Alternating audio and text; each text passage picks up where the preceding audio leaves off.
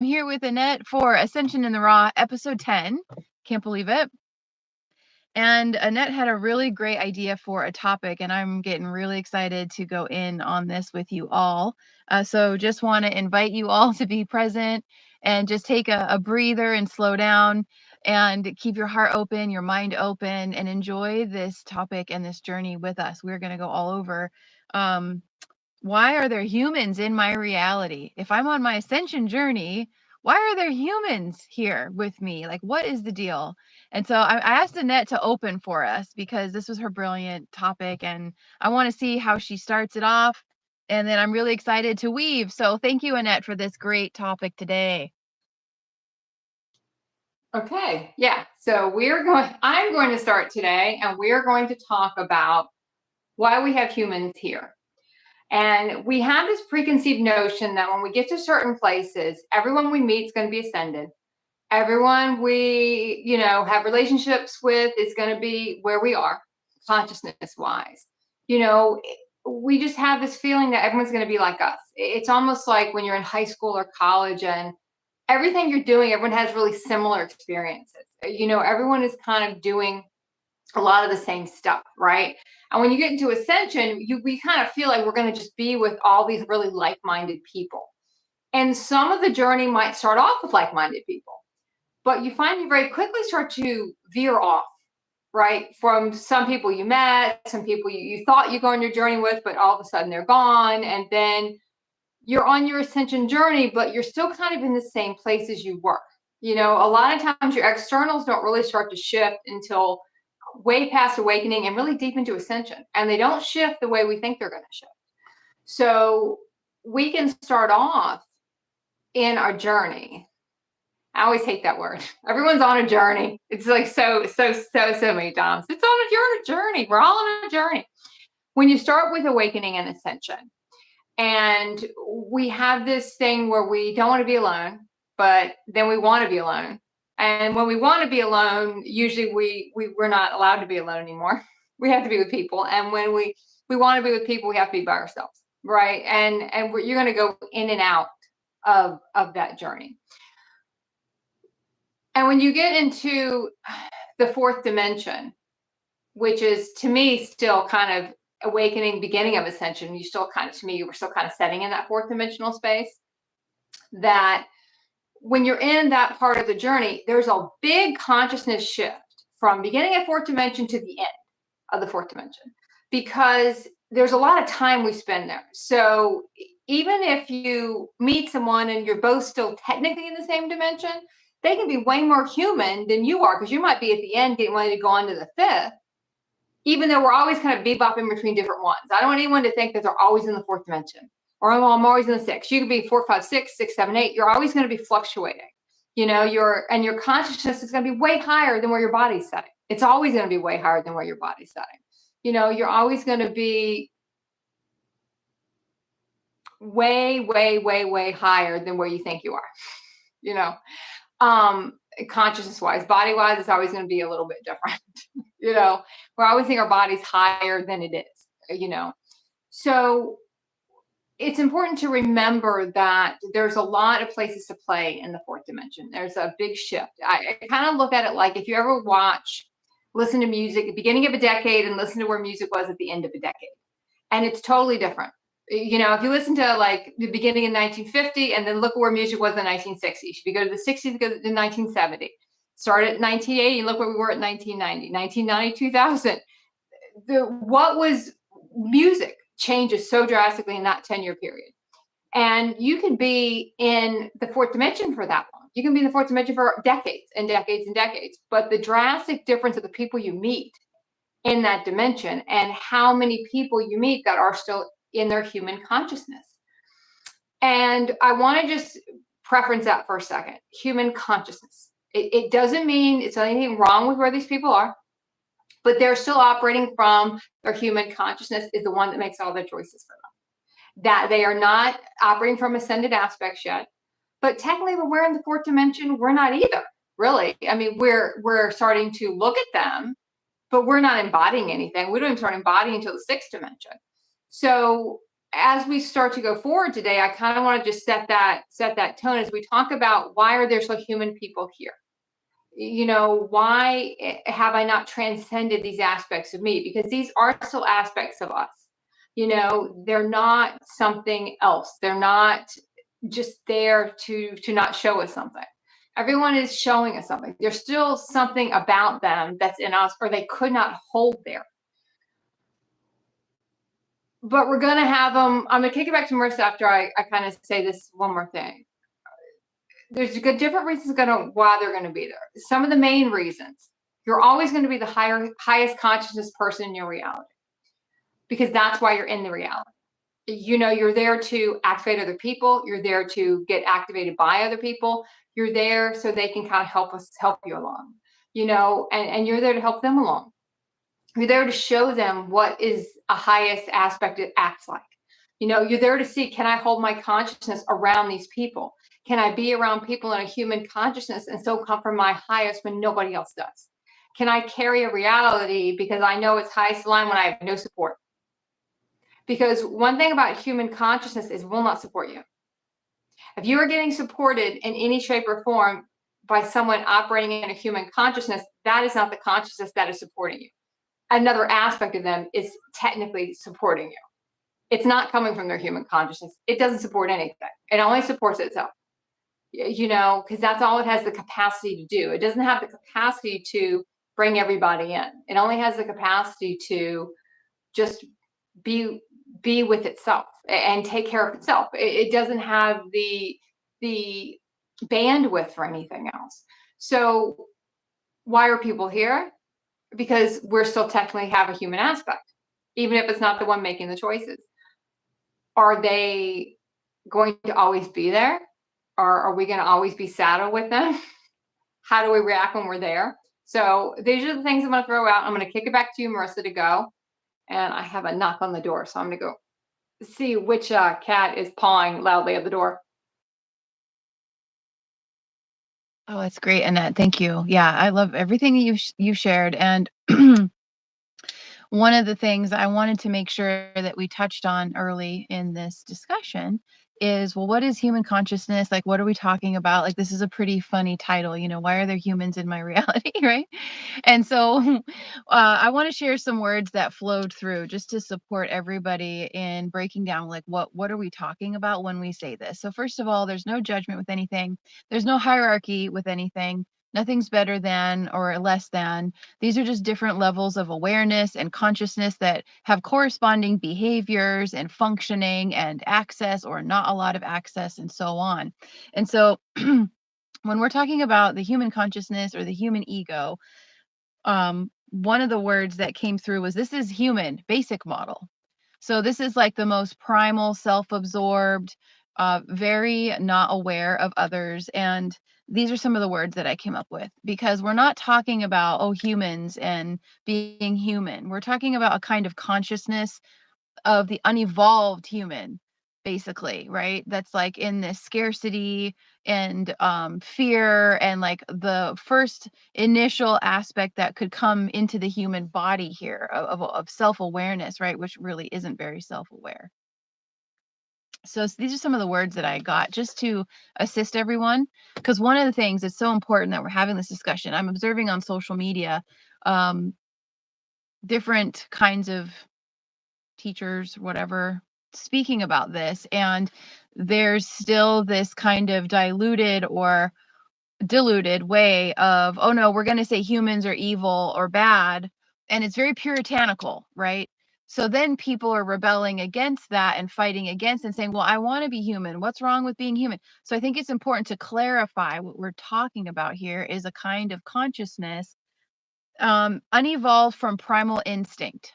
So it's existing at the most basic base model level when we're talking about human potential, right? And the development of cognition and metacognition and all of that. So it's all about human potential. So these are some keywords. This is a grid work of strife and suffering and compromise. So this is a completely different dimension of existence here. The human ego concept is selfish, it's destructive, it's negative, it's wasteful, entitled, it's self-absorbed or service to self only.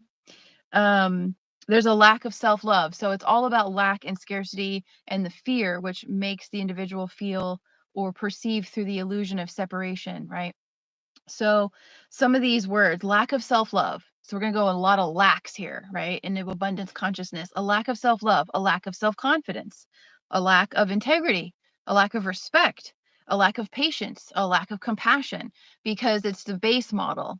It's not in these elevated concepts yet of being able to consider others and the self. So it's kind of like, another great way to say it is like narcissism. Like all of us in our toddler stages of development here are narcissists. Some people never grow out of that, right?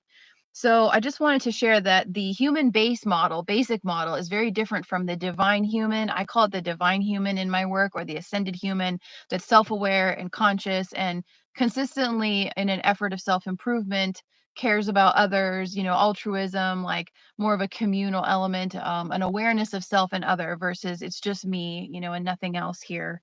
And so I just want to share some key code words about the divine human or the ascended human. This is meaning and awareness of multiple aspects of self. So we realize, oh wow, I do have a lower consciousness, or you could say the devil on one shoulder and the angel on the other, like just to try to get some imagery going here of these different levels of self where like that's not my highest self, like that's part of me that's self-sabotage, right? Well, conversely then, the divine human, the full body, the whole unit, the whole body, energy body, is like a giant walking heart chakra that you perceive from. So you are reading and listening to the energy, you're perceiving instead of thinking. So the whole operating system is completely different. Um, Peaceful, calm, centered, content, connected, happy, at one, again, perceiving instead of thinking. So you're reading the energy and you're feeling to know instead of analyzing and looping or referencing past experiences, or not even willing to entertain possibilities, like basically just not willing to move beyond where you are. So I wanted to just put that out first and then give it back to you, Annette, if you like, before going into more pieces of this.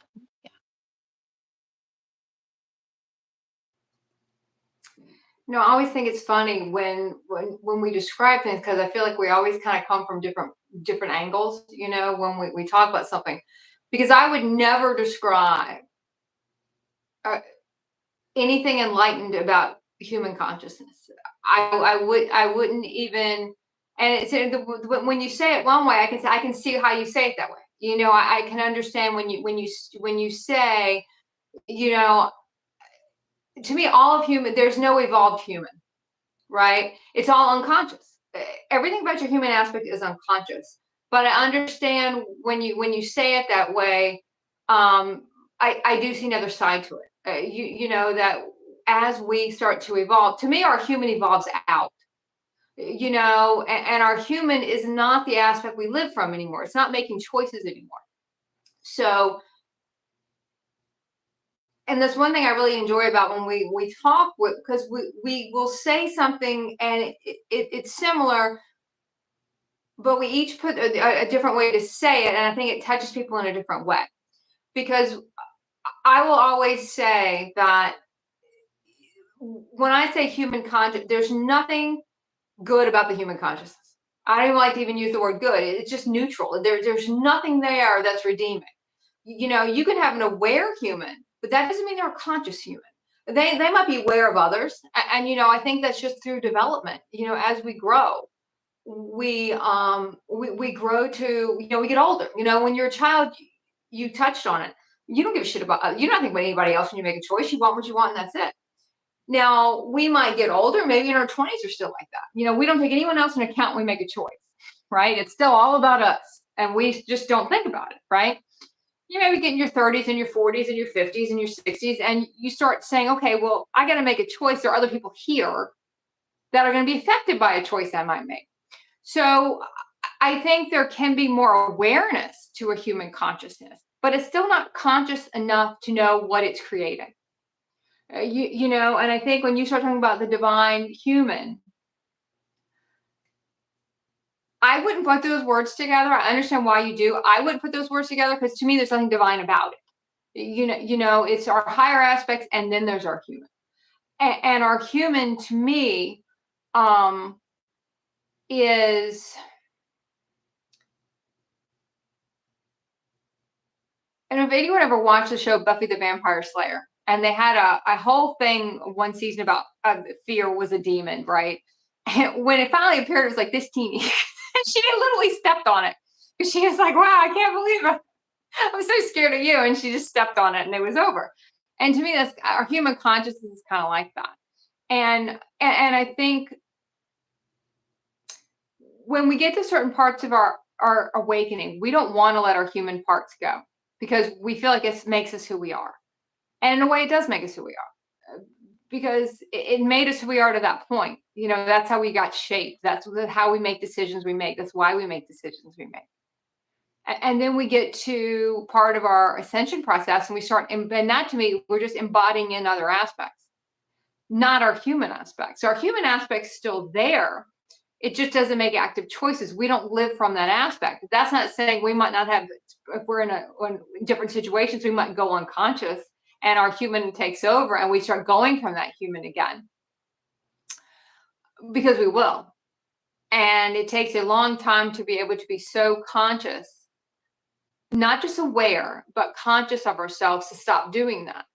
And we have this thing and feel like we'll eventually get to the point where we can shift everyone around us to always be at their highest, or we can shift. And it's not saying that we can't shift people out, you know, but they got to want to go too. And if it's not their time to go, they're not going to go. It doesn't matter how much you're trying to pull them uphill. You know, I always picture like coming on with a rowboat and trying to get people in the rowboat, and they'd rather just drown in the water. You know, they don't want to come with you. It's not their time yet. You know, it's not good. It's not bad. It's not their time yet. And the people who it is their time, you know, they don't, they're not the ones you thought would be with you. You know, they're not the ones that are there. And when we get stuck with humans, we're like, why are we here? You know, what is my role here? What am I supposed to do? Why do I have to be the highest consciousness? Can I hold that consciousness? I think that's a big reason why we end up where we end up. Can I hold it? You know, can I be there? Can I be the highest consciousness here? You know, can I see when people are a different aspect? And that can take a long time to be able to do that. And that's why one of the reasons, and I'm going to kick it back to you, and I do want you to explore the how you see the divine human, because I think that's interesting. If you can go a little bit more on that, because like I said, I usually don't get into too much of that. So if you could go into that, I would appreciate that. If anyone watches, there's two shows that I have watched. One is The Last of Us. The other one is You, right? I don't know if you've watched either one of those shows. But on both these shows, they have very questionable lead characters. And the writers got really confused, especially on the show You, got kind of confused when all of a sudden people really liked their lead character, who was, you know, painted as basically a serial killer. And they're like, why are people liking this character? You're not supposed to root for this character, but the way the writing was done in the beginning of the series is you find yourself just like rooting for him to get out of the situation so he would get himself in. You're like, why am I rooting for him? I'm not supposed to, you know, because it was a grayness to the character, or there was dimensions to the character where he wasn't all one thing. It wasn't all, yeah, he did pretty deplorable things, but as humans, we have a scale of what's deplorable, right? We have the human scale of, well, okay, this is really not good, you know, like you should go to jail for that. And then, well, maybe we're just not really nice to people. You know, we have these moral, whereas our soul doesn't see a lot of difference in it, honestly. You know, it's all one, it's conscious or it's not, you know what I mean? There's no gray there. But eventually they start to shift the writing in a lot of these shows that people will start to notice that they start making it so clear and start making the character even say how awful they are. Because they really want you to understand that this is not someone you're supposed to root for, right? These are not redeemable people. You're not supposed to want these people to survive. You know, you don't want to be sad when they're gone. You know, you want to be like, okay, well, that's fine. So I kind of feel in a way that you know, our human can get painted like that. And I think in a way, from after what you said, that's probably how I painted it. You know, that it was, because you were definitely easier on the human consciousness than I was in my opening. You know, you were definitely gentler with it. And I think I can kind of see that sometimes we can get into this this thing where we only see that it's not our highest aspects, and we don't see that there are a lot of shades to it. You know, there are a lot of shifts to it.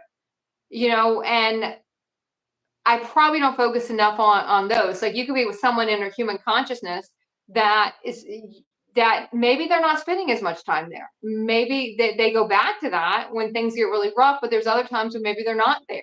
You know, they're in a different part. They're in a more aware state, a more, like I said, I would never say the human is evolved, but I can see how you say that, and I can understand your point on that. Like, yeah, it is evolving, right? And it's evolving. Maybe it's still just evolving in a human consciousness, and but it's still evolving, and it is shifting. So I'm gonna kick it back to you, and I'm gonna make a couple notes on. Okay. No, that's great. Thank you so much.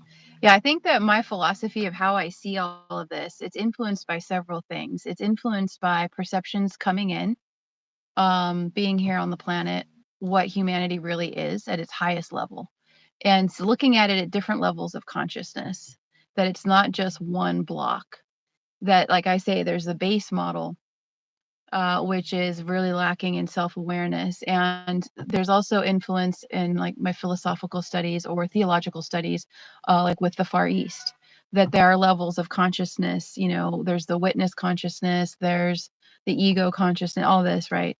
I'm not really a huge fan of psychiatry or psychology because I feel like they've taken a lot of these codes that were very pure and then purposely like distorted them to really mind fuck people through these practices, like shrinking their brains. So I won't get into that. But so basically my where I'm coming from is not Western. It's Eastern and galactic. And the first thing is the word human. The word human. I love breaking apart words and looking at the light codes in the words. So there's hue, which is rays of light, which could be many, many different colors. But there's a ray of light that's the consciousness manifested, mono, hand in form. So it's light that has hands.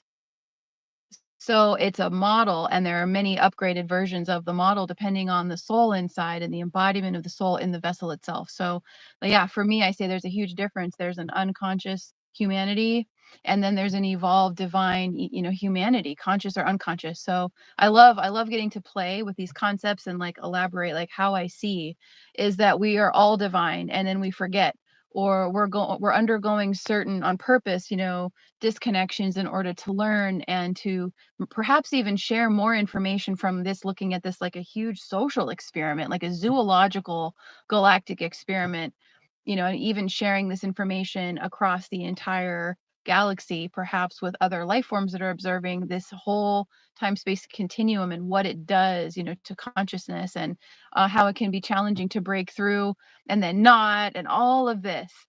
So that's my how I've always felt about humanity, is I feel like it's very interesting. There are different philosophies that's inherently evil. It gets into philosophy and like Cartesian dualism, to be or not to be, or I think therefore I am, but then there's different levels of that. Who the fuck do I think I am, and is it megalomaniac, or it's so fascinating, and we can look at like human historical figures for that too.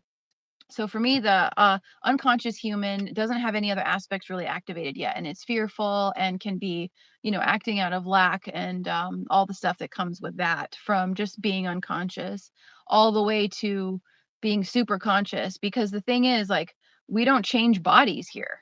We're always going to have five fingers and five toes, and the hands. There's something really special that I receive about the hands, and there's a lot of creation myths too about like how we were created from stardust, and like, the divine dragon cosmic breath blew into us and animated us out of mud. So anyway, I'm looking at like a lot of myths, and also interesting galactic concepts that I came in with, and then looking at so many belief systems too. Yeah, so that's my share on that, and I'd be happy to pass it back to you. And then I have some fun things of like, well, more like on the why, like why are we still with humans after we're no longer really functioning or identifying? Like I don't consider myself human anymore, you know. Um, so, anyways, I'll pass it back to you, and then we'll keep going with the galactic zoological experience experiment. Yeah, I think I don't really consider myself human. Some people say they think they're a hybrid. Um, I still don't consider the human conscious though. I don't see a consciousness in human. I think it's a human consciousness, but it's not aware enough to be considered. Humans can make a conscious decision from an unconscious place. And but there's no evolve.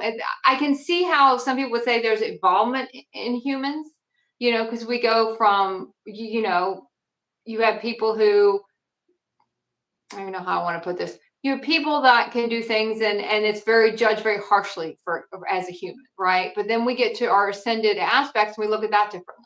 We understand there are soul contracts involved. We understand that that person agreed to have that done to them, right? We understand that, there's a reason the violence in the world, because we don't have that. People don't get angry. People don't move forward. People don't clear things.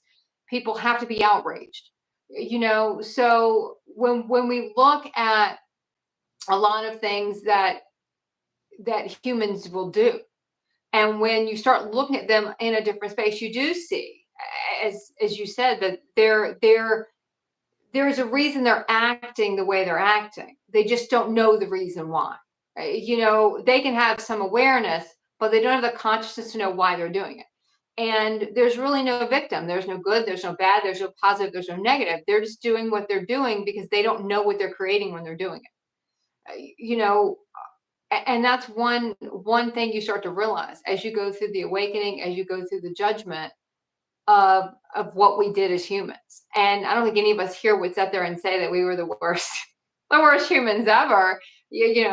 Most of us probably, we weren't in jail. We didn't, we didn't do some what we would look at as an awful thing, right?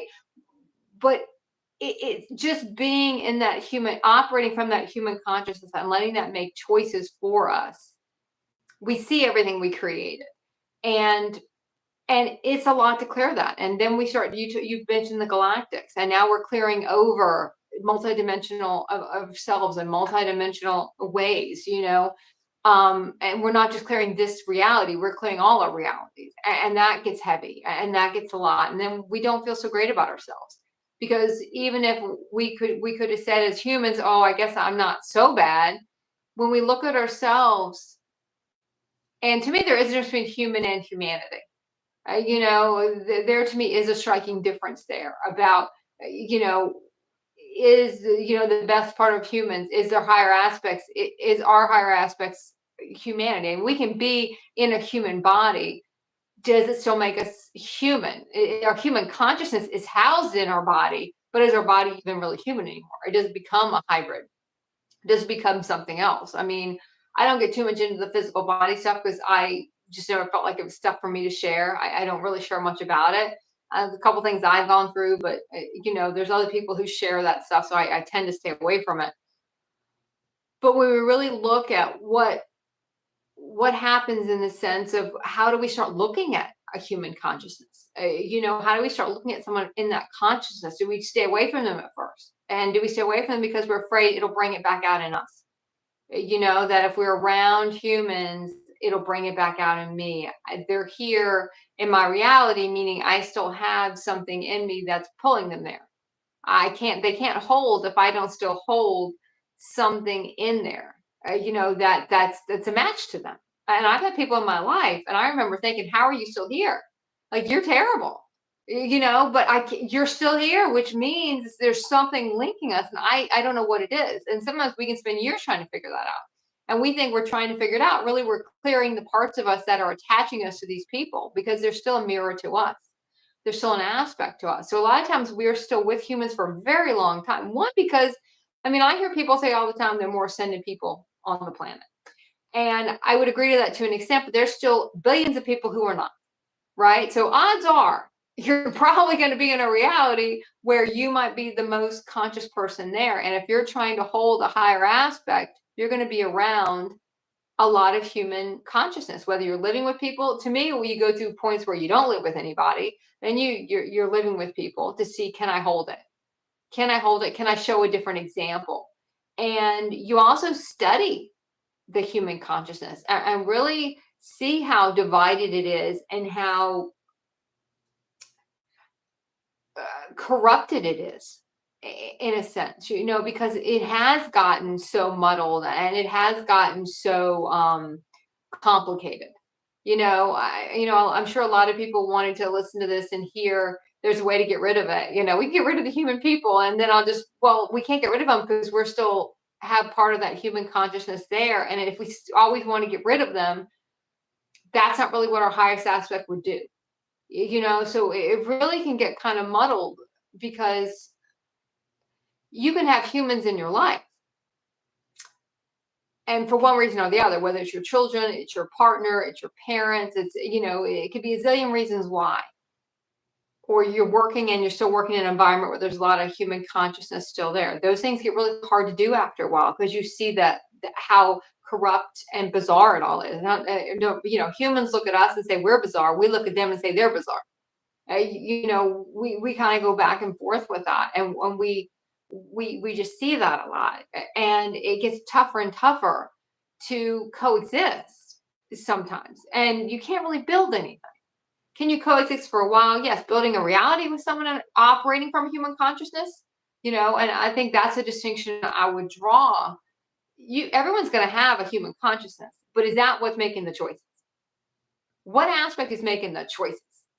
That's the one you want to talk to, and if it's the human consciousness, you can't build anything with that. You cannot build a reality with someone in a human consciousness. It won't last. So I'm going to kick that back to you, Marissa, and you can deconstruct that your way. How do you even do that? I don't know. Maybe you can. Tell me how you do it. Thank you. That's great. I love it. So the first thing that came through when I was thinking about this topic today, and just receiving like, oh yeah, we could talk about this. This is something. So observing and learning from behavior like a galactic visitor would. So one of my first teachers on the journey of like metaphysics and quantum mechanics and psychic development, she would say to us, you spot it, you got it. And I remember just hating that so much for a long time, but it was showing me judgment, it was showing me all these pieces that I needed to see, of course. And then over time, we're in our ascension journey and we're thrown back in with other humans again.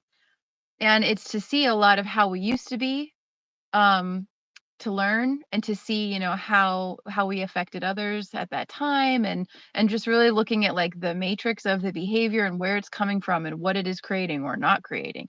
So I like to look at this like, okay, we're at the zoo.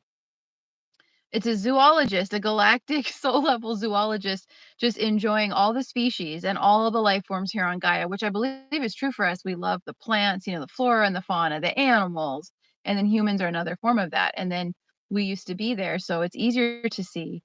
So I feel like there's a wonderful aspect of learning, and also developing ways to support the evolution or the expansion of self-awareness for those who are, feeling that.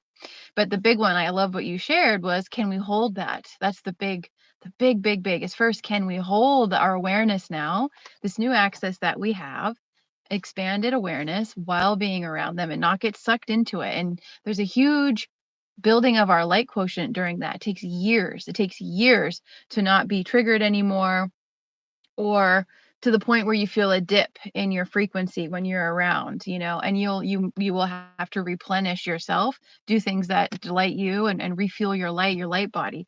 But it's pretty amazing because you start to observe some really stark differences in functioning and behaviors and intention, belief systems and stuff. A lot of them so old and like recycled. They're just the chain going down, down the DNA spiral into different generations. um so what I like to say is, we're not judging, but we're observing and we're learning, and it's showing us more about any unconscious parts in ourselves. And that's another beautiful reason why we're there, is we're learning from one another. So we're learning from them. Ideally, if we're lucky enough, if it's aligned, they're learning from us somehow, that they appreciate us, and sometimes not at all. So you can't have any expectations of reciprocating. And I think that's part of the unconscious human for sure, is that you can't expect to be supported by them. You can't expect to be respected, invested in by them, any of that, because they don't have the bandwidth. So I love that you said bandwidth, because to me it's a very neutral way of describing this. It's just, again, it's just awareness, But I love to say this, like being curious, learning, being interested in exploring, remembering our time there as well, and integrating that, forgiving ourselves as well for unconsciousness, unconscious behaviors back in the day, if you will. And a great visual of this I remember was so palpable was one of the newer what's it, Wonder Woman movies, where Gal Gadot is walking through a shopping mall, and we know she's a galactic. She's from another dimension. She's here, pretending to be human. And that's something we talk about a lot now. It's like, well, I'm pretending to be, but not really. But you're you're in this, in this body and this everything, but you're out there in the world to assist and be a light leader, however you are supposed to. And she's strolling through the mall, and it's kind of like this moment, it's like a montage moment of this observing. She's just watching, and there's no judgment. She's just observing how people are like on autopilot, how the humans are on autopilot and like shoveling food in or fighting or arguing or being overly materialistic. It's really an interesting, just a mini little satire. Just boom, here's 3D consciousness right here. It was amazing. And I was like, oh my gosh, like that's so us. Like we're here to observe. We used to be in that. We broke out of the amnesia. Thank goodness. How blessed are we to have gotten to this point? And how can we assist others? Yeah, really fascinating. So I'll pass it back to you. I have to go back and I remember I watched the second movie, but I watched the first one more. I like the first one a little bit better than the second one. But I'll have to go back and watch that because I think it's interesting when we talk about being around humans, and it will drain your field because you're holding the field. When you're the highest frequency in the room, you're holding the field, which makes you tired. So one thing I did notice is that you kind of go, a lot of our super awareness, superpowers, if you want to call them that, kind of go offline a lot of times when you're in a group of humans. If you're in a bar of human, a lot of people, because we're spending all of our energy to keep the field going, to support the field. So you might not have as much awareness. You might not feel as fully conscious as you would feel if you're by yourself because your field can't spread out, and you won't get everything. It's like we talked a couple weeks ago. We talked about dreams and we talked about you missing messages and going into your dream state and getting them. You might just be walking around your house, and when you're by yourself, you notice you're just getting all these stuff all the time. You know what's going on with everybody. Oh, the cat's at the door, and the cat's going to be at the door in about 5 minutes because the cat's coming down the hill, or I got to go do this, and oh yeah, I got to go downstairs and do that, and I got to go fix that, and the plant needs to be watered, because you can feel all that. And you go out and you're around a lot of people, and all of a sudden you don't feel all that anymore. The minute you started talking, I would start talking to someone, and they're like, okay, if you read minds, or what's my energy like, or they just want to download on themselves. But sometimes we kind of feel like we really don't even have a good gauge on it, because when we are out in public, a lot of times all of our energy can go to just supporting the field, and that can be very exhausting. So Marissa kind of touched on that when you are around a lot of people, and whether that's just people, when you go out, you see a lot of people. For a while, we don't want to. We get in this weird stage, and to me, it's kind of more in the fourth dimension, where you don't really want to be by yourself. You don't really want to be with people. You don't want to be either. It's both uncomfortable. It's uncomfortable to be in both places at one time. But I wrote a couple notes, because some things, when you hit on a couple things, I wanted to, it's funny because they are draining to our field. And anyone that is still human who we've known will still see you as your human aspect. And everything you do, they still will see you as that, because that's what they knew you as. So they still think you are. And when you're coming from different aspects, they don't understand that. And they don't know why you're different or why you're acting differently. They expect you to act the same way. And And I've done a lot of videos about, we shift ourselves, we can shift the field, and we can shift how people respond to us. Can they hold that forever? That depends on where they are in their journey. A lot of times, no, because it's not their home frequency anymore. Through Ascension, your home frequency shifts. It's just no longer the frequency of the human frequency, which is in the 300s. You're at a different frequency. Your body becomes a different frequency. So you're always transmitting out a different frequency. That's why I can remember people would just run to get away from me when I would go out. People who knew anything about me would run to get away from me. They didn't want to sit next to me. They didn't want to talk to me. They didn't want anything to do with me. Because just being around people, we activate their field. We don't have to say anything. We don't have to talk to people. Human wants to talk, you talk. We don't have to. That just makes them feel better. Energetically, our fields do it all. We don't have to say anything. We don't have to do anything. And sometimes we bring out the worst in humans because all their stuff's clearing because we're a different frequency. If we're trying to bring up the frequency of the home, but they're living in the home, well, that's going to affect them. Because that's not their home frequency. And it was funny because you touched on, can we hold it? And I thought I did a really good job. I could hold it. And, I have my moments when I would get triggered, and I try to take care of that by myself. And sometimes I do well at that. A couple of times I don't, but I remember during the election in the United States we just had, it got so polarized and so strong. I felt myself getting dragged into it. It got so ramped up. You know what I mean? Like it got so ramped up that it triggered something deep within me where I could still feel like I was picking a side. And I remember I was really surprised at that because I was thinking I was past all that because I don't vote in anything. I don't get involved in the human world in that sense. I have distanced myself from that. I don't get involved in those matters. But I remember thinking to myself, as it got ramped up and ramped up and ramped up, I did find myself getting triggered by it, getting kind of sucked into it a little bit. But it had to get to that pitch level for me, where maybe 4 or 5 years prior, it didn't have to get to that pitch level. But now it did have to get that pitch level. So a lot of us, you might find yourselves when some things don't bother you, but maybe when some things get ramped up, it starts. And that's why you're in the situation where something gets ramped up to see. Now we have to dial it up to like a 12 to get you to be activated, to get to that other part, to get to that deep part within you that you can clear that, because you didn't even know that was there. And until I felt that. And for a while I tried to deny I was even feeling that. But then after a while I was like, no, I'm definitely taking sides here. Like I definitely want this to go a certain direction. And I had to be honest with myself about that and say, oh, I've still got something there. It just had to get ramped up. So a lot of times you might be in a situation where it gets ramped up to such a pitch level that it does activate stuff. But a lot of us get upset about that because we think, oh, I went backwards. Oh, I failed. You just go deeper in.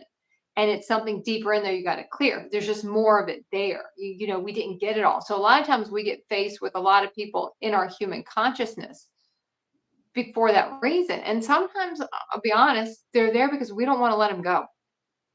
And if we let them go, they might just go. And we don't like that. Our human consciousness doesn't like that. But there are situations where a lot of times we're holding humans here. We're trying to be overly compensating. We're trying to be, do everything we can for them so they don't want to go. We can say we don't want them there. But when there's no one else there, they're not so bad. Everything looks better when it's walking out the door, and so sometimes we might hold on to humans and people we know in their human consciousness because we're afraid there's no one coming after that. There's no one coming in to fill that space. And one thing I've realized about Ascension is it can take a long time for someone to come in to fill that space. Years, maybe decades, because a lot of times you don't feel the need for that. Sometimes there will be people that come in and out, but people who come in and stay like for really long periods of time, where in your human consciousness, it felt like that was maybe more common. That starts to go away because we shift so fast and they shift also. Um, okay, so I'm gonna kick it back to you. That's great. I always love your perspectives on all of it. It really helps us to keep expanding this and share it in such a big way. So thank you so much. I want to share some like key differences here, that this is a completely different brain. So, the unconscious human brain has constructs and rules and narratives and frequencies that are very shut down. So you think about some of the like stats, they'll say like, oh yeah, the general person uses like 2 to 5% of their brain or something. It's like, holy shit, that's a lot not being utilized, right? And as we're embodying more light or consciousness, awareness, expanding our consciousness, we're using more and more and more of our brain. Dormant parts of the body are lighting up. The light body comes on. A metaphor I used to share with my daughter when she was really little and in school, and we were talking about like social and emotional intelligence differences. Basically, you could say, unconscious humans or conscious. And I would tell her, well, when she was deciding about friends and where was it aligned and all of that, I would share this image of light bulbs. Some people's light bulb is off, and you can tell that light bulb is not on.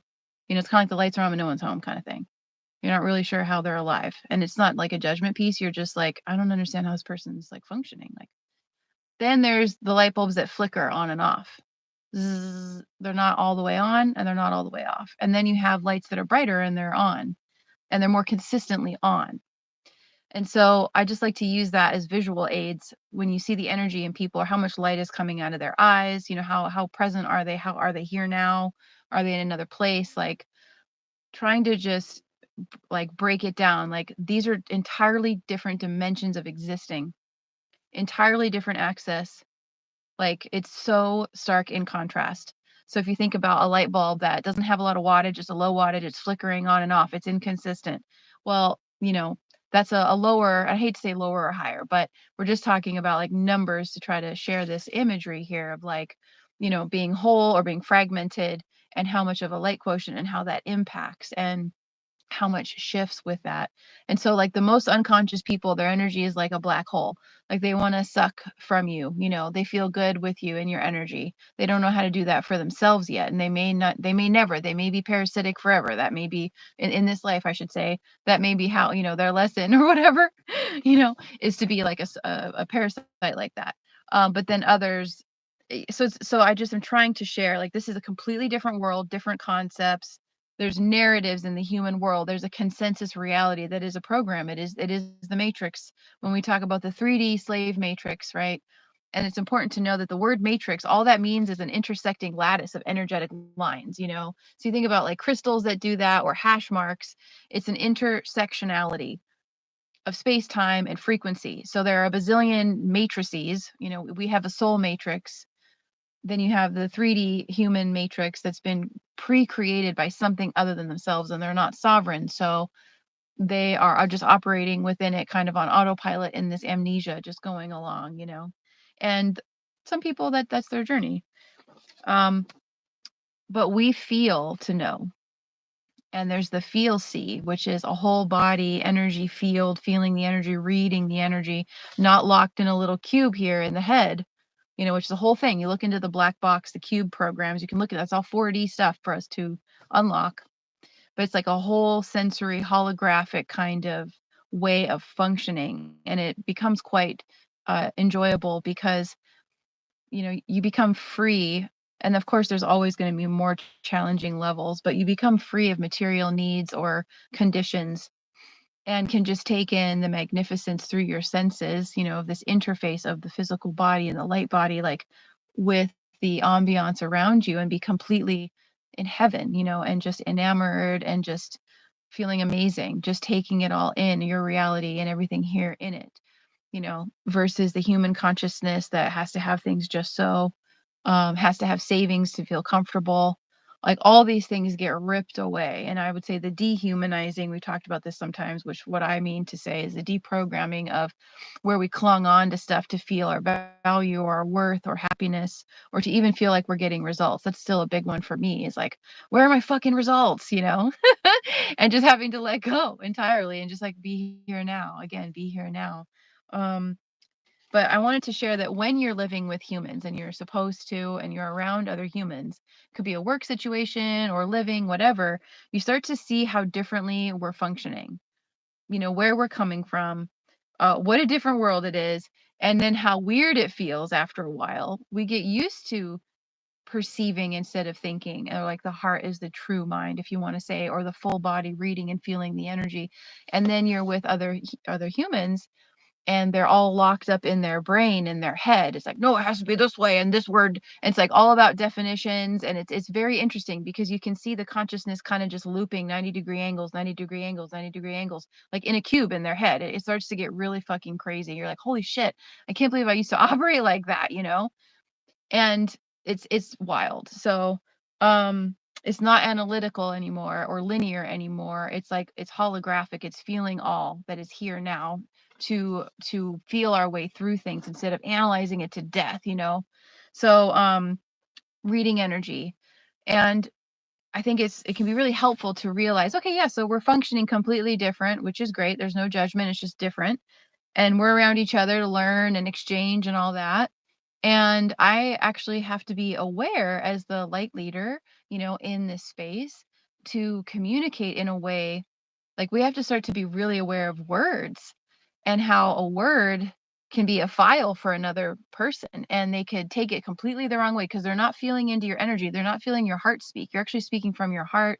You're sharing, you're kind, you're open, you know, maybe very direct, but they're going to just, their ego is just going to run with it, you know. So they're not really receiving the information, they're not really hearing you. They're attaching a preconceived definition. So those are the really linear people. Yeah, so hopefully this can help a little bit, and I'll pass it to you, Annette, if there's stuff you want to, because it's a big piece of this. But that's what I really wanted to paint, was different functioning, and that we have to ensure as smooth as possible compassionate communication is working with language now, and we have to learn how to speak to them in a whole other way, because you can see where they're going to maybe misconstrue, if you will. And it starts to get really interesting just trying to fucking talk to people. I will agree wholeheartedly with what you said. It's really, it's very challenging when you get plunked back in with people operating from a human consciousness, right? It doesn't mean they don't have other aspects. It doesn't mean we won't see those aspects throughout the day, you know, but that's not their home for, they're the base aspects human. Things get rough, they're going human, and you just get ready for it. You know, I used to really get into astrology for one of those reasons, because based on someone's sign, I knew when they were human what they were going to do. You know, every sign has their the you know what's gonna happen when it gets rough, and they're going to go one way or the other, right? So you just understand that. But when we do get in that environment, the key thing you just hit on was you see how different you are. And whether it's been a long time by yourself, whether you're in different, you know, wherever you are in your process, your awakening, your ascension journey, wherever you are on it, you notice you're not that anymore. You don't function from that belief system. You don't function. You're not hooked up to that gridding anymore. You know, some people call it gridding, like the human earth gridding and the new earth gridding, or you're not hooked up to that.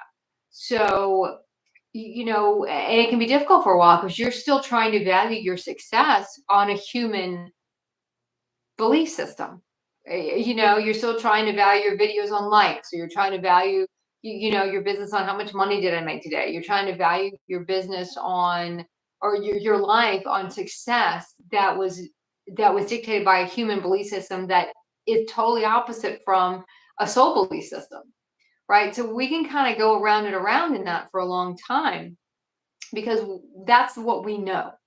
You know, no matter when you start embodying your aspects and you're still used to that human system, that's a system you grew up in, whether it be for 10 years, 15 years, 20 years, 50 years, 100 years, it doesn't matter. That's the one you grew up in. That your DNA is encoded with human DNA. Doesn't mean you don't have other DNA in there that you're unlocking as you go through. But there's still that human DNA that tells you that's a success, that's not a success. That was looked at in a human consciousness as success.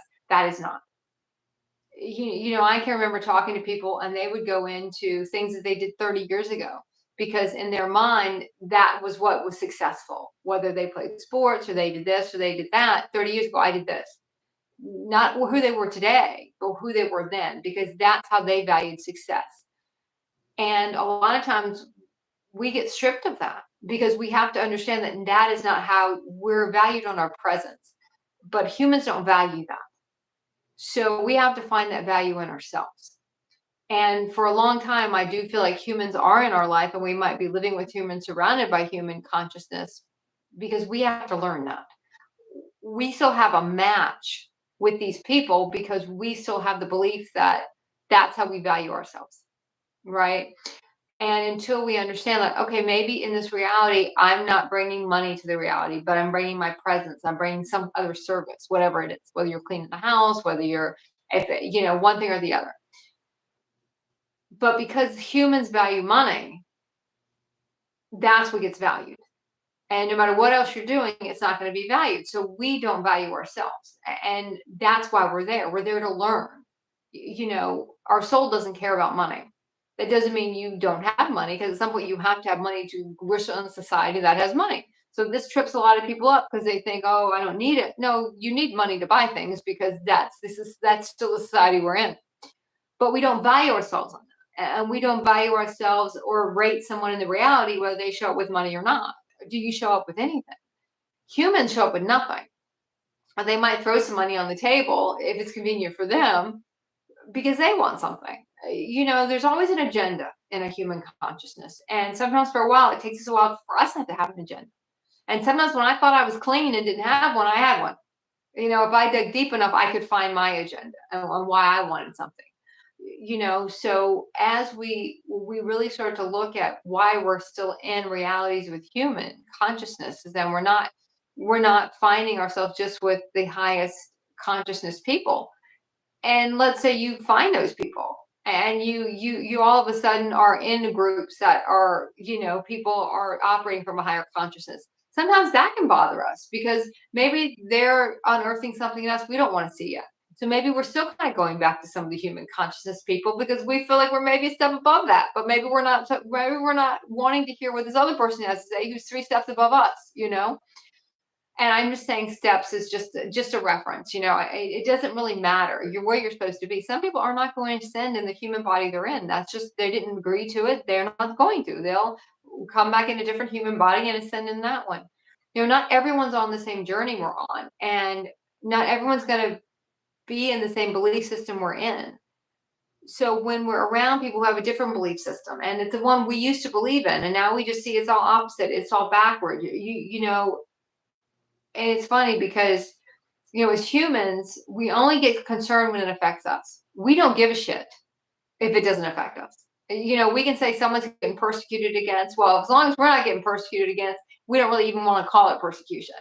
That's not persecution unless it's us. And then we're like, wait a minute. Yeah, that's persecution because I'm involved now. That is a very easy way to tell the human consciousness, because until it affects them, they don't care. You can have whatever's going on until it affects them. They don't care. And it's not so much because they don't feel the effects on them. Marissa said it. It's right here. That's it. That's all they see. That consciousness only has the capability to see this much. It can't see anything else. So, when you start ascending and spreading out your consciousness, you start embodying different aspects that have more sight, you unlock different strands of your DNA, you feel everything. All of a sudden, you understand that everything affects you. Whereas humans, we don't think it affects us till it physically comes in our world. We don't see how it energetically affects us. Humans don't have that capability. We do. So we are affected in a way by everything, and we understand we're affected by everything. So everything is important in a sense in that case. And we don't wait for it to affect us physically because we know it's already affecting us energetically. Whereas humans, until it affects their world, they don't care. It was a book I read. I think it was. I can't remember it. I think Rudd was the person who read. It was about DNA. I don't know if you read it, Marissa, but it was a line in there. He went over all the different. I think it was DNA. It was definitely unlocking your DNA or something. I think Rudd was the author of the book, but there's a lot somewhere in there. He talked about the tornado in a human consciousness. I don't know if he said exactly like this. I'm going to paraphrase. The tornado didn't hit your house that year. So you're okay, right? You go and live your life for that year. And then, maybe the tornado hit the neighbor's house. In other words, something happened to them. Someone got sick, someone got this, someone got fired from their job. Something happened to them that shook their world. A tornado hit them that year, but then you were fine that year. As a human consciousness, that's how we live. We go year to year waiting for the tornado to hit. Eventually it will. Hurricane will hit, the tornado will hit our house at some point, right? I mean, because we don't clear anything.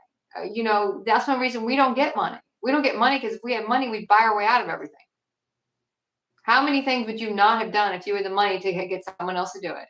Or not deal with something because you don't want to deal with it? If I have money, I would not have done this reality, right? Because to us, the quickest way through it is through it.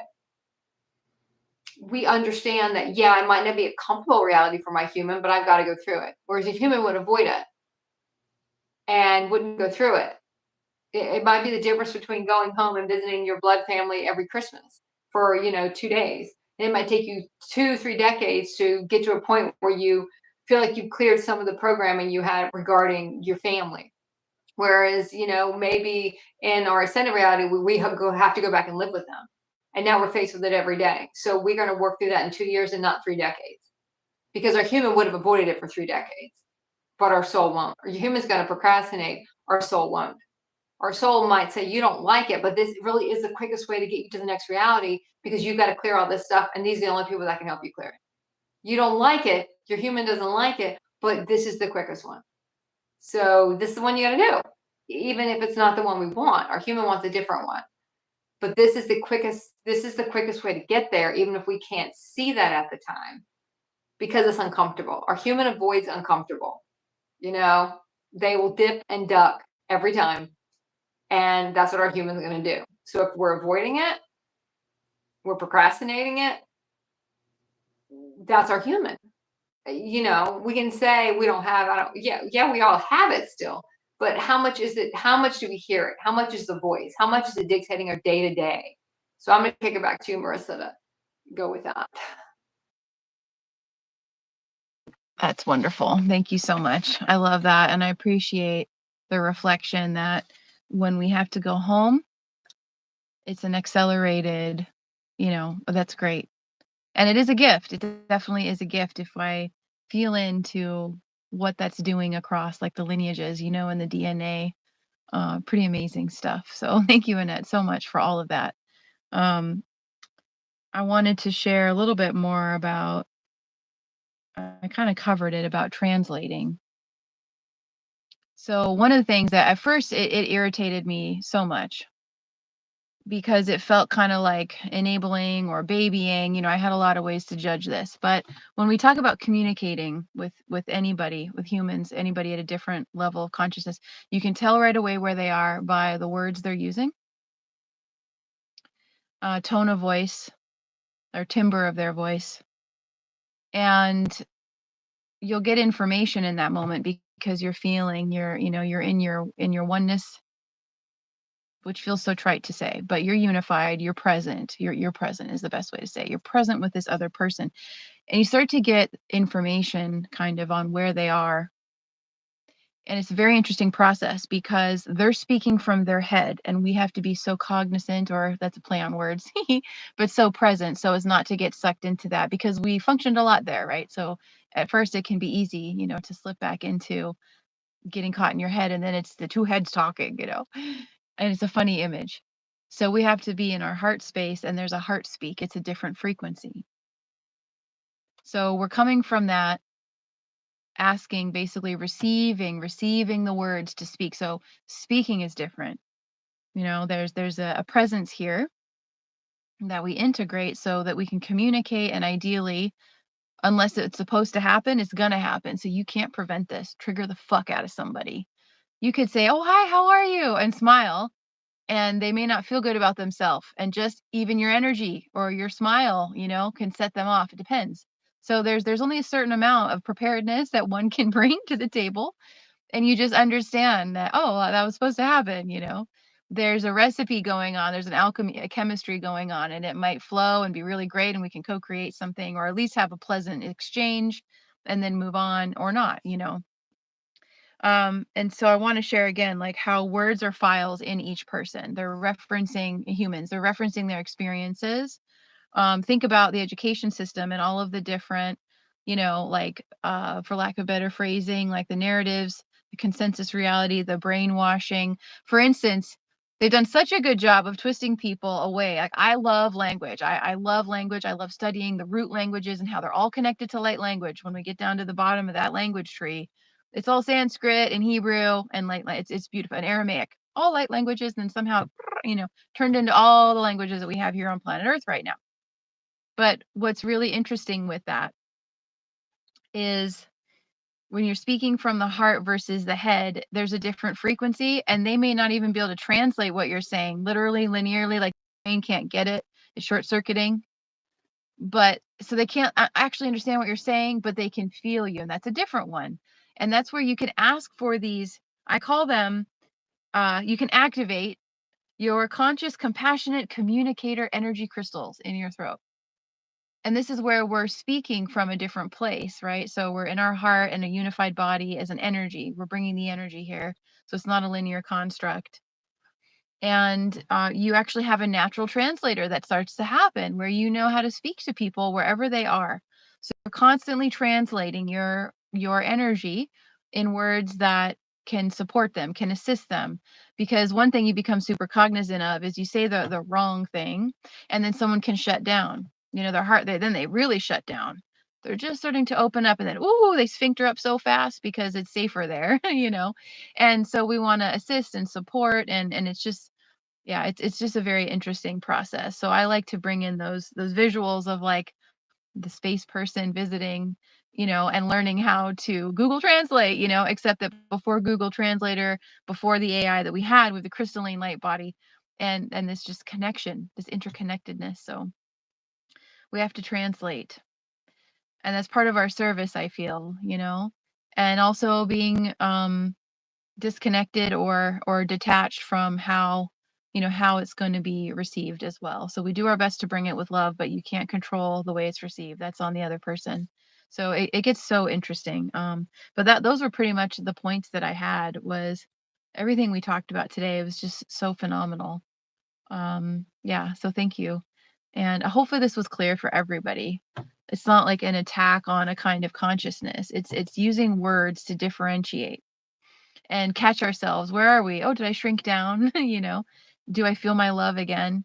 And it starts to get more simple, but then it gets hard because you get so expanded that it's almost like you can collapse in on yourself, and you're like in this black hole, integrating a new something.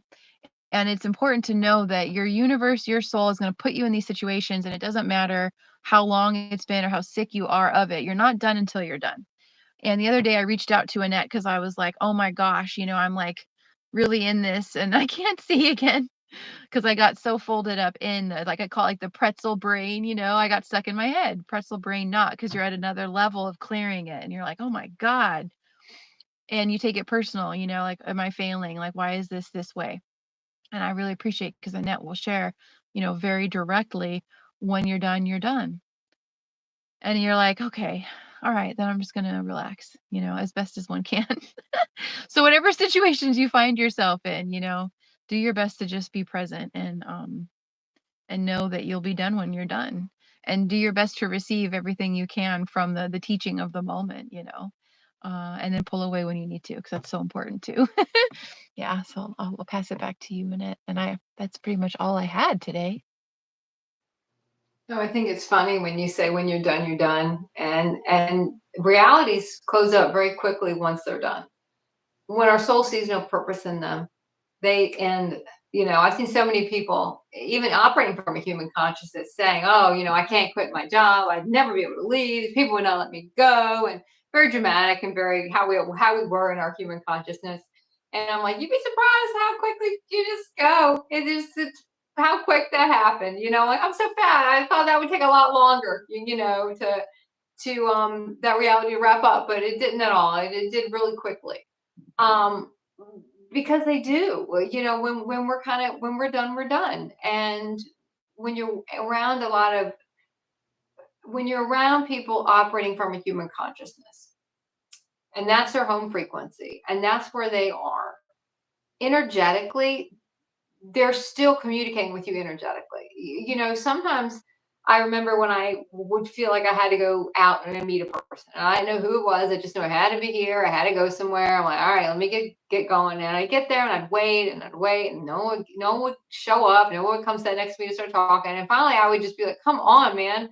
Whoever you're supposed to be, come on. I'm going home in 20 minutes. And every time I would say that, so the person I was supposed to talk to would just show up, sit down and start talking. Because energetically they heard that. Like, oh yeah, I have to go do that. Just because someone's in a human consciousness doesn't mean they don't understand soul contracts. Well, let me put that back. They don't have them. They might not, they don't consciously understand them, but they still have them. And they still have to be at a certain place at a certain time. They still have to support someone financially. Maybe they don't want to, but they know they're supposed to. They still have to, provide, an apartment for someone that they didn't know they had. They still have things they have to do here. Just because someone's in a human consciousness doesn't mean they don't have a soul. They're just not acting from the soul in a sense. They have no free will. They're just doing what they agreed to come here and do, and then they're doing it the long way. A lot of times we go through some of these harsher experiences because that's how humans clear things. Humans, that's how we used to do it. We go through the experience. We beat our head against the wall because that was how we cleared it. We didn't understand. Don't create it in the first place. We didn't understand we can energetically clear some of these things, and we can have a lighter experience because we're clearing it energetically. Just because someone is not fully conscious, or even, I don't know if there is such a thing as fully conscious, because we're always becoming more conscious, but it doesn't mean they don't have anything to offer. I think Marissa said it much better than I did at the beginning, when she, I think, brought a little more compassion to the human consciousness than I do. She softens it quite a bit more than I do, because they still know what they're supposed to do. They still have their marching orders too, whether they're triggering you, whether they're providing you with a space. And sometimes they have to squeeze us out of a reality because we really don't want to leave. We say we want to leave, but do we really want to leave? Because it's not that bad, maybe. I mean, I thought it was bad. Maybe it's not so bad. Maybe it's not as bad as I thought it was.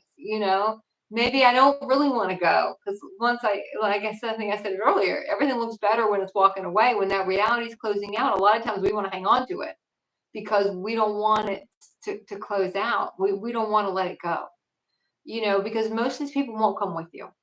They won't. And just because someone's human doesn't mean that they don't have a lot of other stuff going on energetically, and they get your message. They understand on an energetic level. They understand whether they understand your words or not. And I think Marissa's, when she said we have to pick them carefully, because we don't want it. Unless you're going to stick around and help somebody work through a trigger, you don't want to trigger anybody, because it's our responsibility to then sit there and sort that mess out. So we don't do that on purpose. Energetically, something in your energy field can trigger someone else, but we don't intentionally try to trigger anybody, because if you do, you're responsible. Now we sit here and we have to work through it with that person, because we knew better in a sense, or we knew what we were doing. And let's put it like that. We consciously knew what we were doing. And if we decide to trigger someone, we know we're going to sit here and help them work through it. We're not just going to walk away. That's our responsibility, because you are the highest consciousness in the room. And when you're responsible. And we can put it on a human consciousness pissing us off. We can put it on this. That's just our human consciousness getting wrapped up in it. Because I know I've said this 100 times. Most of the time, our human is just unhappy because someone's not doing what we want them to do. That's it. That's what someone's not happy with you. And that's why you're not happy with somebody else. They're not doing what you want them to do. That's it. But even if it's us not doing what we want ourselves to do, that's normally what brings us unhappiness. We're not doing what we know we should be doing, and someone else isn't doing what we want them to do. And that's why we're butting heads. So once you continue to go, it gets easier to deal with human consciousness. And eventually, I do feel like you do start operating with people who that is not their go-to anymore. But when you are with people in human consciousness, and if you live with them full time and you're decided that that's what you're supposed to do, and you know that's what you're supposed to do, I think Marissa said it very well. To you kind of pick your moments. You pick your moments. You say what feels right. And I'm gonna bring this up, and I don't know if Colette's on tonight, but Colette normally joins us. And Colette said this in one of the lives I did with her on Instagram, and she said, "Know when the moment is over." You can talk to someone when you know you have the door open. Know when it's past, and know, like when Marissa said, the door. It's like that when you're when Disney World, door closing, door closing, step away from the door closing. Know when the moment is over, and I think that is another important thing to start to realize. Know when the door is open, and you can, people will call it. I'm gonna just drop a little put a little seed of conscience in there for them to work through. Maybe bring up a soul contract and let them just mull the words. Let them maybe go home and look it up. Just let it kind of needle in there a little bit.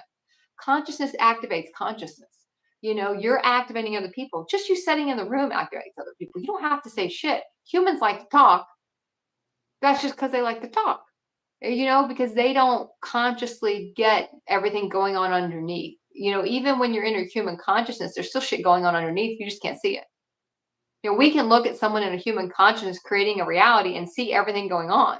It doesn't mean it's not going on. We just couldn't see it, and they can't see it because they don't have the consciousness to see it yet. It doesn't mean it's a different construction in a way of their reality. It's still constructing the same way. They just don't realize how they're contributing to that construction, right? So I'm going to kick it back to Marissa to sign off, but I did just want to say, know when the door's closed. And it doesn't mean it'll always be closed, but know when the moment is done, and you can feel it. You can feel, like, I can remember when I would go out and I would just talk to people for maybe a couple hours, and I knew I was supposed to come out and connect with the person, and then I would leave. I'd never see that person again. And I knew that. It was not going to be someone in my life forever, someone I was supposed to go to, talk to, and then leave. Whether it's because someone they know just died, it could have been 100. It was always 100 different things. I couldn't remember all of them. They would just sit there, start talking to me, and then I would know that was the person, and let's go. But I also remember you could feel when it was over, and when it was done, and you get tired, or you can just feel the energy shift, and you can feel that subtle shift. And I can remember one of the person saying, well, hey, do you want to hang out sometime? And I'm like, oh, we just did that. We just hung out. We don't need to do that again. We just did that. That's what this was. Now I'm going to go because we just did it. But that's more human consciousness, saying, oh, well, let's do this and call it. No, we already did that. We're over now. We're closing the reality out and I'm leaving, that's what we just did. So as we come to the end of our hangout, Marissa, I'm going to kick it back to you. Because that's what this just was. And I'm going to let you, I think that's everything I had. It's funny because when you're talking, it always brings up other things. Yeah. I think that's, I think that's good. So, all right, I'll kick it back to you to give us our closeout. Thank you for so many valuable points. One thing I want to expand, I love that you shared, was the energy, even if they're not consciously aware, they're still receiving the information. They're still reading the vibes, even if it's their subconscious, that's reading, the nervous system's reading the vibes. And that is such an important thing to remember, because sometimes, depending on what's going on, or family history, or whatever the intricacies of the, what used to maybe be an entanglement or a history or whatever with another, perhaps you can't communicate right now. You can't come to resolution right now. The disparity is too much. Well, the nice thing is that you're in your highest place, your soul, and you can just talk to their higher self, so to say, intending that from there. Soul to soul, I'm going to talk to you. And you can't talk to their face because they're only in their ego. They won't be able to listen. They're just going to want to be defensive or argue, whatever, just wasting energy that you're like, I'm not going to argue, but just wanting to assist and just let the person know, I love you. It's all going to be okay. All kinds of stuff like that. You can just make this a beautiful, intentional process of reaching out and connecting soul to soul, higher self to higher self. I want to add this because what you just said brought this up. I think it was Robert Moss. He writes dream books that I read. I think it was one of the classes I took from him years ago, where it might not have been him. I think it was him. I could be wrong. Where he would say, pretend like you're throwing a ball to someone and you're energetically, you're throwing a ball. You might do it right before you go to sleep. You pick the person, you throw the ball. See what they do with the ball. Do they drop the ball? Do they not? Do they turn around? They don't want to, what are they doing with it? And then keep tossing it back and forth until you can get them to their energetic consciousness to throw it back to you. And can you get a smooth play of the ball? Sometimes it's a good way to picture it, and anytime I would try to, one thing I would worm into people was telepathy because it was a fun human thing and people loved it. But I always say, don't pick someone you got a problem with and has a problem with you, because they'll get the message, but they have a human conscious reason not to contact you. So you kind of skew the experiment in a sense. Don't pick someone who might have that issue with you or you have that issue with, but if you do want to talk to them, try the ball. Just think about throwing it back and forth. That was a really good one for me. I did that for a long time, and just to throw this kind of in at the end, I'll kick it back to you, Marissa, again. But, sometimes we just have to send out the call for others. We have to say, hey, can you send me someone else, that wants to do something, or it's in their higher aspects, and send that call out and see who you get. I know I was doing that. And then all of a sudden I remember maybe like a week passed. And then I felt like we need to contact Marissa. And I was like, oh, that's interesting. I never thought about contacting Marissa. I'm going to contact Marissa. But I had said that, we some people call it the clarion call. I've heard it called that. You just send out an energetic call. We can do it right before you go to sleep. Bring me these people. Bring me now, don't be surprised if people in your reality, show up in that regard, and you would never have thought of them in that regard. Like if I have a contract, show me the people I got contracts with I need to finish out. I've done that one. See who shows up, and you might be shocked who walks back in your door, and shocked at who is open to what you have to say. It could be someone you had no real connection with in the human experience, but now it is, right? So I'm going to let you finish it, but those are just some things that came to mind that I think will bring your point, kind of go with your point. Well, and the really nice thing was I was absolutely and still am just purely delighted to hear from Annette because she was answering my call. So we were answering each other's call because I was saying, universe, I want people to collaborate with. I love having conscious discussions. Like, where's someone that would want to go deep and really get into this and have fun? And then I heard from her, and it just has been so exciting. So that's always a nice, heartwarming way to end the conversation, is keep putting out the calls and also listen and see what happens. And it starts to get so fun, and that's part of the difference of being in a more open heart and expanded consciousness, is starting to trust and have more playful curiosity, coming back into that kind of innocence, that playfulness, versus the rules or the fear holding us back, staying small, if you will, right, which would be the human consciousness or the lower consciousness. I don't like to say lower at all, but just less awareness or less trust or love for one's self. So I hope that this has been supportive for everyone out there. It's been interesting again to see across social media, there's divides of all of this, like, well, I want to be human, and and people have different definitions of that. So again, here's the word game. Well, what do you mean by that? Let's break it down. So I feel good about how we have like opened this to put it out into the world at this time, because it is a hot topic. So thank you so much, Annette. Thank you for this topic. It was brilliant timing. And thank you to everyone who joins us, and I hope you enjoy also on the replay. And you're always welcome to put questions down below, and just enjoy your journey and enjoy your process. And we'll see you all soon. Okay. Thank you. Thanks, Annette.